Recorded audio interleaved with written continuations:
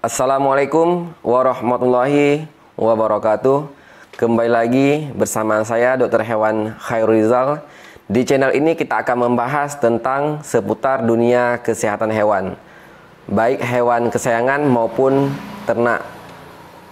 Nah, pada kesempatan yang berbahagia ini kita akan membahas tentang hal-hal yang harus peternak perhatikan ketika memutuskan untuk melakukan inseminasi buatan atau kawin suntik pada sapinya.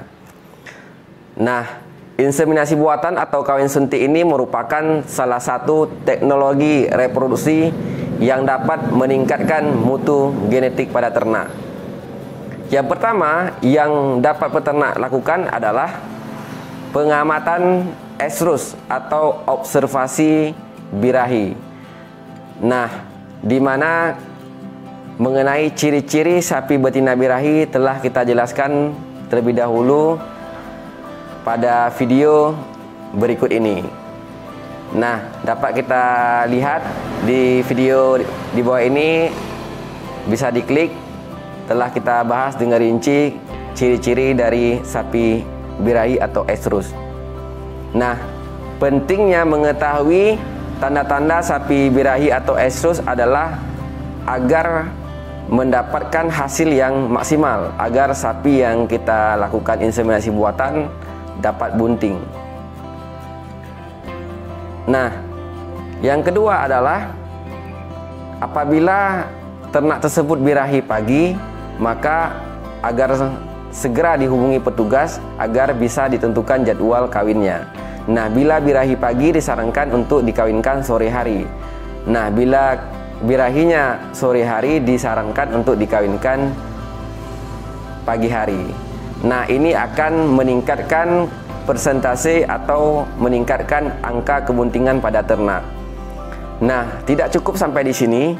Ketika hewan telah selesai dilakukan inseminasi buatan, nah, selain petugas inseminasi buatan melakukan pencatatan atau recording, nah, peternak juga harus melakukan pencatatan atau recording tanggal inseminasi buatan, kemudian straw yang digunakan mulai dari pejantan dan jenis pejantan.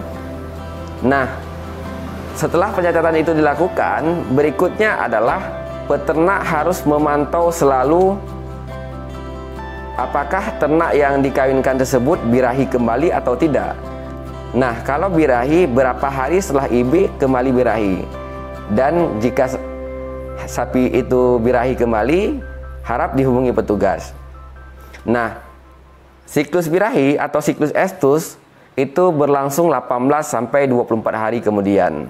Nah, apabila 18 sampai 24 hari kemudian setelah IB sapi tidak birahi, nah, dicatat, kemudian dibuat siklus pertama. Kemudian dilanjutkan dengan pengamatan siklus berikutnya 18 sampai 24 hari kemudian. Apabila juga telah tidak birahi, kemudian dibuat catatan siklus kedua.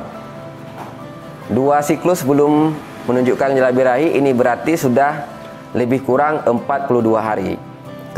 Kemudian dilanjutkan pengamatan hingga ke siklus ketiga, yaitu 18 sampai 24 hari kemudian.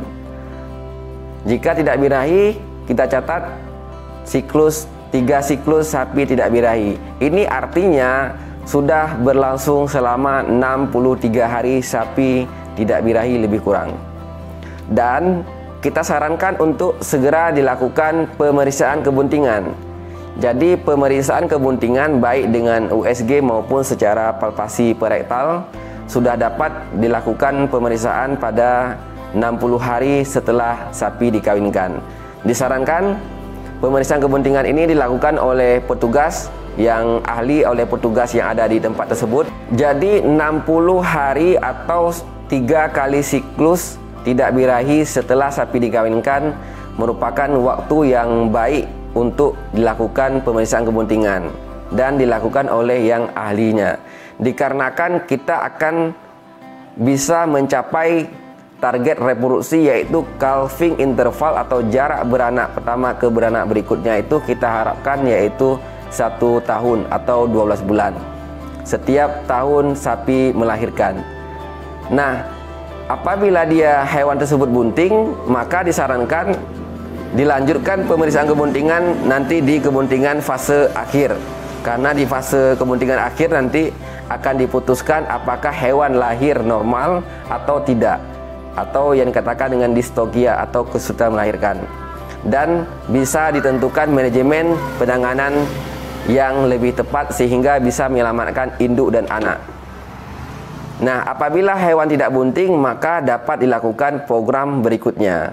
Sahabat ternak, selain yang dapat diperhatikan yang tadi di atas, yang bisa peternak lakukan adalah dengan memberikan premik, yaitu vitamin dan mineral dalam bentuk serbuk ataupun bentuk lainnya.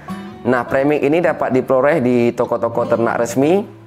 Usahakan dilihat yang ada registrasi Kementerian Pertanian atau Kementan, yang berarti premik tersebut resmi edarannya. Kemudian yang dapat dilakukan lagi adalah memberikan konsentrat atau campuran, yaitu bahan pakan yang tinggi protein, rendah serat kasar. Contohnya konsentrat yang jadi dapat diberi di dalam bentuk pelet, dapat dibeli di toko ternak.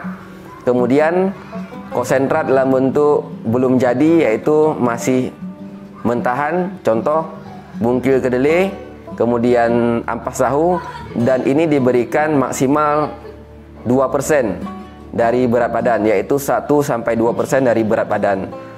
Nah, demikian, semoga bermanfaat bagi peternak sapi Indonesia. Tetap semangat. Wassalamualaikum warahmatullahi wabarakatuh.